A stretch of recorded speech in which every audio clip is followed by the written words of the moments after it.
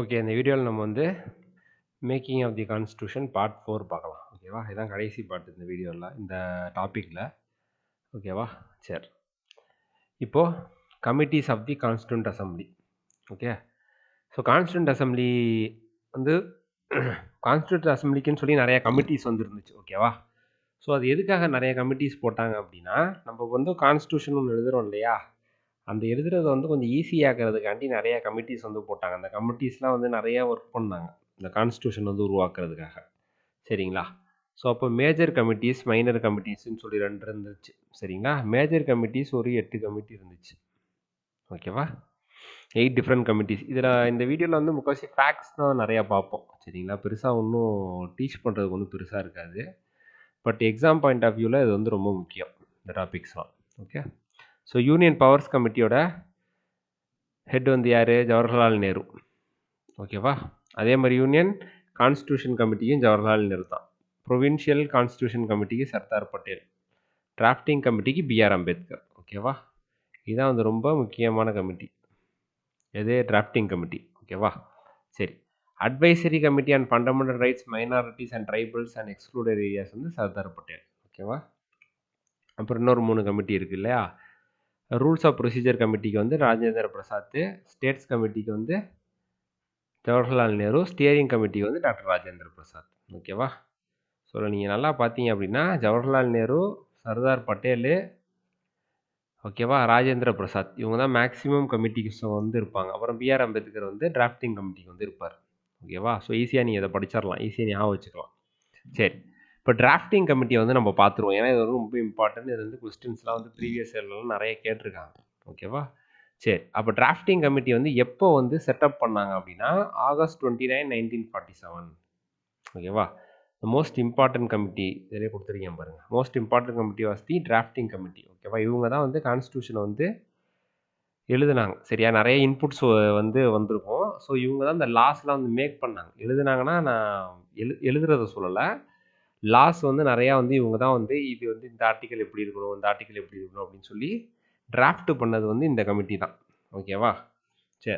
அப்போ அதில் யார் யாரெல்லாம் இருந்தா அப்படின்னு பார்த்தீங்கன்னா 7 பேர். ஓகேவா? யாரெல்லாம் இந்த 7 பேர்? அம்பேத்கர், இவர் தான் chairman of the committee. Okay.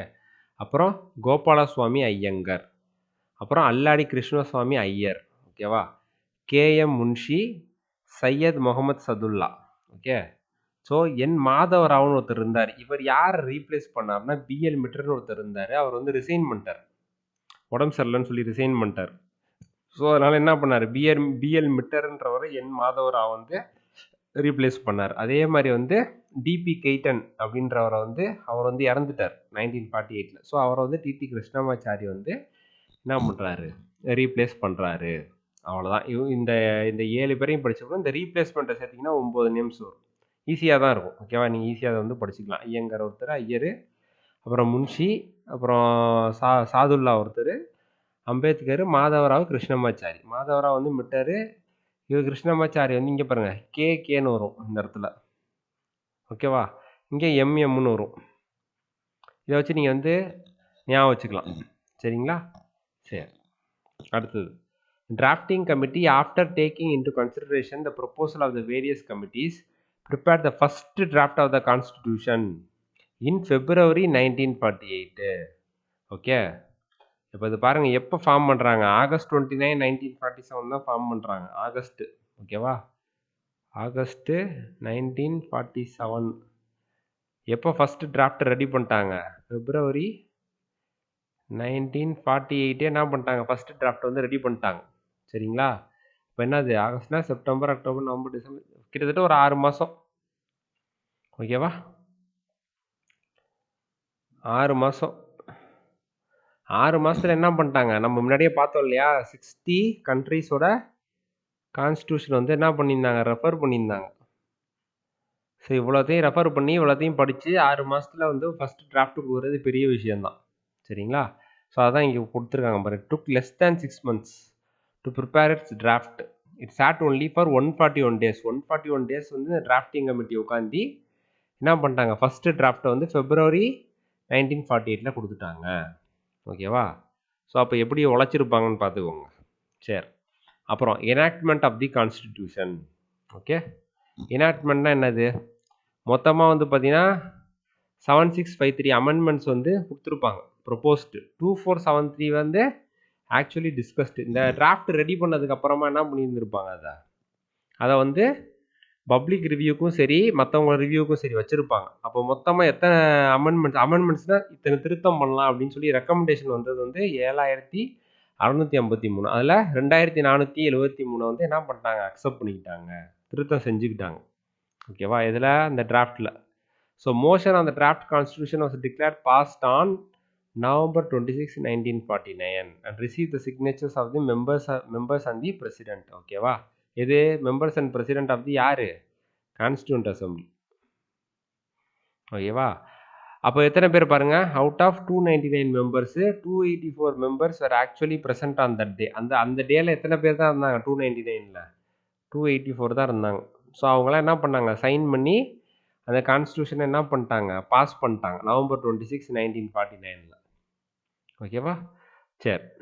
The constitution was adopted on November 26, 1949, contained 395 articles, 8 schedules. ஓகேவா, மொத்தமாக அப்போ எவ்வளோ இருந்துச்சு? 395 ஆர்டிக்கல், 8 ஷெட்யூல். இப்போ நிறையா வந்துருச்சு. இங்கே நிறைய அமெண்ட்மெண்ட்ஸு, நிறைய ஆர்டிகல்ஸ் அது இதுன்னு வந்துருச்சு. சரிங்களா, அப்போ இருந்தது வந்து 1949 அந்த டைமில் November 26, January 26 இதே தான் இருந்துச்சு. ஓகேவா, ஸோ வந்து அடாப்ட் பண்ணது வந்து எப்போ? November 26. The preamble was enacted after the entire constitution was already enacted. கான்ஸ்டியூஷன்லாம் எனாக்ட் பண்ணதுக்கு அப்புறம் தான் என்ன பண்ணாங்க, ப்ரியாம்பிள்னு ஒன்று வந்து எனாக்ட் பண்ணாங்க. ஏன்? ஏன்னா முன்னாடியே பார்த்துருந்தோம் இல்லையா, அப்ஜெக்டிவ் ரெசல்யூஷன் அப்படின்னு சொல்லி நேரு வந்து ஒன்று கொண்டு வந்தார்.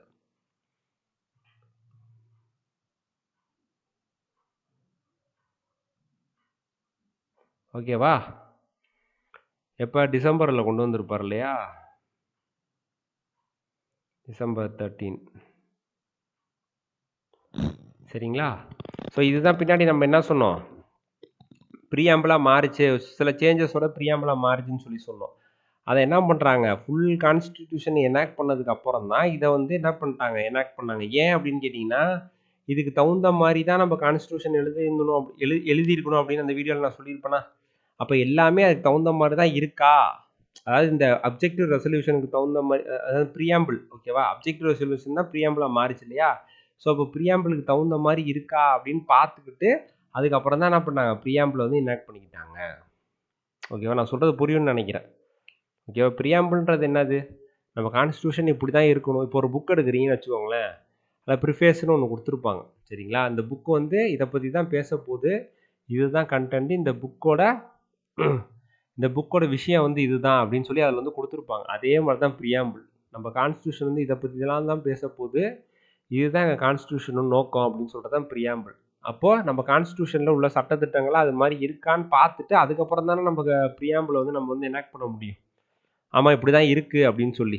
சரிங்களா, அதனால தான் என்ன பண்ணாங்க, preamble was enacted after the entire constitution was already enacted. ஓகேவா, சரி. அப்புறம் பாருங்கள், doctor BR Ambedkar is recognised as the father of the constitution of India. அவர் தான் டிராஃப்டிங் கமிட்டியோட சேர்மனாக இருந்தார் இல்லையா. ஸோ அதனால் father of the constitution of India. And அவரை என்னன்னு சொன்னாங்க, chief architect of the constitution of India. அப்புறம் மாடர்ன் மனு அப்படின்னு சொல்லி சொன்னாங்க. ஓகேவா, இத்தனை பேர்கள் வந்து யார் கொடுத்தாங்க, அம்பேத்கருக்கு வந்து கொடுத்தாங்க. சரி, என்ஃபோர்ஸ்மெண்ட் ஆஃப் த கான்ஸ்டியூஷன். இப்போ வந்து அடாப்ட் பண்ணிட்டோம். எப்போ அடாப்ட் பண்ணோம், November 26, 1949 வந்து என்ன பண்ணோம், அடாப்டட். ஓகேவா, அப்போது இப்போ எப்போ வந்து என்ஃபோர்ஸ்மெண்ட்டுக்கு வந்துச்சு, அதாவது நடைமுறைக்கு எப்போ வந்துச்சு அப்படின்னு கேட்டிங்கன்னா, அது வந்து January 26. என்ஃபோர்ஸ்மெண்ட் வந்து பார்த்தீங்கன்னா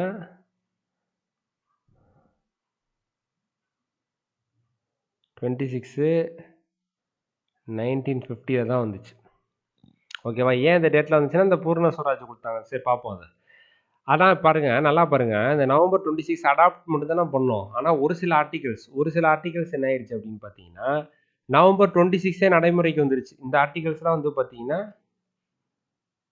game into force on November 20. இதெல்லாம் வந்து என்ஃபோர்ஸ்மெண்ட்டுக்கு எப்போ வந்துச்சு, November 26 வந்துருச்சு. இதை தவிர மற்ற ஆர்டிகல்ஸ் எல்லாமே எப்போ வந்துச்சு, January 26 தான் வந்துச்சு. சரிங்களா, ஸோ அப்போ இது என்னன்னு பார்த்தீங்கன்னா இது வந்து சிட்டிசன்ஷிப்பை பற்றி பேசும் இந்த ஆர்டிக்கல். 324 வந்து பார்த்தீங்கன்னா எலெக்ஷனை பற்றி பேசும்.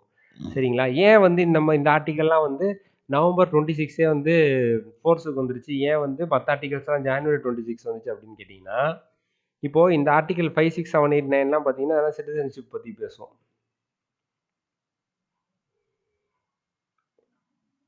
இது எலெக்ஷனு, கரெக்டுங்களா? ஸோ அப்போ யார் இப்போ நான் ஜான்வரி 26, 1950 வந்து என்ஃபோர்ஸ்மெண்ட்டுக்கு வருது. அப்போ அந்த டைமில் யாரெல்லாம் நம்மளோட குடிமக்கள் நம்மளுக்கு தெரியணும் இல்லையா?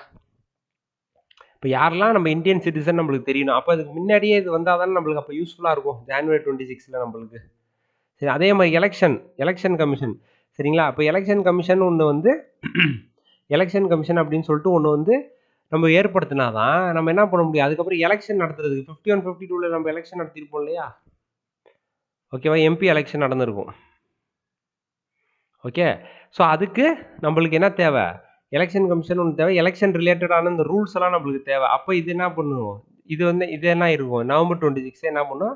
ஃபோர்ஸுக்கு வந்துடும். இந்த மாதிரி வந்து எந்த ஆர்டிக்கல்லாம் ரொம்ப முக்கியம், அதெல்லாம் உடனே வந்து நடைமுறைப்படுத்தி ஆகணும் அப்படின்றதெல்லாம் நவம்பர் 26, 1949 என்ன ஆகும்? ஃபோர்ஸுக்கு வந்துடும். மீதி இதை தவிர மீதி எல்லா ஆர்டிக்கலுமே எப்போ வருது ஃபோர்ஸுக்கு வருது? ஜான்வரி 26, 1950 தான். உங்களுக்கு புரியும்னு நினைக்கிறேன். சரிங்களா? So the remaining provisions of the constitution came into force on January 26, 1950. This day is referred to as the Constitution as the date of its commencement and celebrated as the Republic Day. இதான் நம்ம என்ன பண்ணுறோம்? Republic டேன்னு சொல்லி ஒவ்வொரு வருஷமும் கொண்டாடுறோம். January 26. ஏன் ஜான்வரி 26 அப்படின்னா இது எல்லாருக்கும் தெரியும். அதனால நான் சொல்கிறேன். 1930 வந்து பார்த்தீங்கன்னா பூர்ண சுவராஜ், அதான் நம்ம ஃபுல் ஃப்ரீடம் வந்து அட்டைன் பண்ணிட்டோம் அப்படின்னு சொல்லி பண்ணிட்டோம் அப்படின்னு சொல்லிட்டு என்ன பண்ணாங்க? இந்தியன் நேஷனல் காங்கிரஸில் முடிவு பண்ணி லாகூர் செஷனில் 1929 லாகூர் செஷனில் முடிவு பண்ணி என்ன பண்ணாங்க? கொடியெல்லாம் ஏற்றுனாங்க. சரிங்களா? ஸோ அது ஒரு நினைவாக இருக்கட்டுமே அப்படின்னு சொல்லிட்டு நவம்பர் 26, 1949 ரெடி ஆயிடுச்சு கான்ஸ்டியூஷன். அப்போவே நம்ம வந்து அதை ஏற்றுருக்கலாம். அதுக்கப்புறம் அங்கிட்டு ஒரு 2 மாதம் தானே, டிசம்பர், ஜனவரி. சரிங்களா? அப்போ 2 மாதம் கழித்து நம்ம ஏற்றுக்கலாம். இதில் என்ன இவ்வளோ நாள் வெயிட் பண்ணிட்டோம், இதில் என்ன இன்னும் கொஞ்ச நாள் தானே அப்படின்னு சொல்லிட்டு என்ன பண்ணாங்க? அந்த 1930 ஜான்வரி 26 வெயிட் பண்ணி என்ன பண்ணாங்க? ஜான்வரி 26, 1950 எல்லாத்தையும் நடைமுறைக்கு வந்து கொண்டு வந்தாங்க. அதனால தான் ஜான்வரி 26, 1950 வந்து நம்ம ரிபப்ளிக் டே அப்படின்னு சொல்லி கொண்டாடுறோம். ஓகேங்களா? சரி, அவ்வளோதான். இப்போ ஒரு சில ஃபேக்ட்ஸ் மட்டும் நம்ம பார்க்க போகிறோம், இம்பார்ட்டன்ட் ஃபேக்ட்ஸ். ஓகே. ஸோ என்னென்ன அப்படின்னு பார்த்தீங்கன்னா, எலிஃபண்ட் இருக்குல்ல, அதை தான் வந்து என்ன பண்ணாங்க? சிம்பிளாக கான்ஸ்டியூண்ட் அசம்பிளியோட சிம்பிள் என்னன்னு கேட்டாங்கன்னா எலிஃபண்ட். ஓகேவா? சரி. Sir B.N. Rao was appointed as the constitutional advisor, legal advisor to the Constituent Assembly. Constituent Assembly legal advisor யாரு? Sir B.N. Rao. ஓகேவா? இவரும் வந்து பார்த்தீங்கன்னா ஒரு மேஜர் ரோல் வந்து ப்ளே பண்ணியிருப்பார் நம்ம கான்ஸ்டியூஷனில். சரியா? ஆனால் இவரை பற்றி பெருசாக வந்து கொடுத்துருக்க மாட்டாங்க. இதனால வந்து இவர் தான் வந்து என்ன பண்ண கான்ஸ்டியூஷனல் அட்வைசர் இவர். ஓகேவா? லீகல் அட்வைசர் அப்படின்னு சொல்லலாம். அப்புறம் ஹெச்வி ஐயங்கார் வந்து பார்த்தீங்கன்னா secretary to the constituent assembly. Secretary யாரு? இப்போ பாருங்க, பிஎன் ராவ் வந்து என்னது? இவர் லீகல் அட்வைசர். ஓகேவா? சிம்பிள் என்னது? எலிஃபண்ட். செக்ரட்டரி யாரு? ஹெச்வி ஐயங்கார். ஓகேவா? அப்புறம் சீஃப் டிராஃப்ட்ஸ்மேன் யாரு? Draftsman of the constitution SN Mukherjee. ஓகேவா? கான்ஸ்டியூண்ட் அசம்பிளிக்கு. Okay. Prem Behari Narain Raizada was the calligrapher of the Indian constitution. ஓகேவா? இந்தியன் கான்ஸ்டியூஷன் வந்து ஒன்று வந்து பிரிண்டட் காப்பின்னு ஒன்று இருக்கும். ஓகேவா? அது இல்லாமல் என்ன பண்ணியிருப்பாங்க? கையில் வந்து எழுதியிருப்பாங்க ஒரிஜினலாக. அப்படி இந்த ரன்னிங் கர்சிவ் லெட்டர்ஸ்ன்னு சொல்லுவாங்க. ஓகேவா? கேலிகிராஃப் அப்படின்னு சொல்லுவாங்க. அது வந்து பண்ணது யார் அப்படின்னா பிரேம் பிகாரி நரேன் ரைஸ்தா. இவர் தான் வந்து பண்ணார். ஓகேவா? இவர் தான் கேலிகிராஃபர். ஓகேவா? இது வந்து இங்கிலீஷ் வெர்ஷனுக்கு. ஓகே, இது வந்து இங்கிலீஷ்க்கு.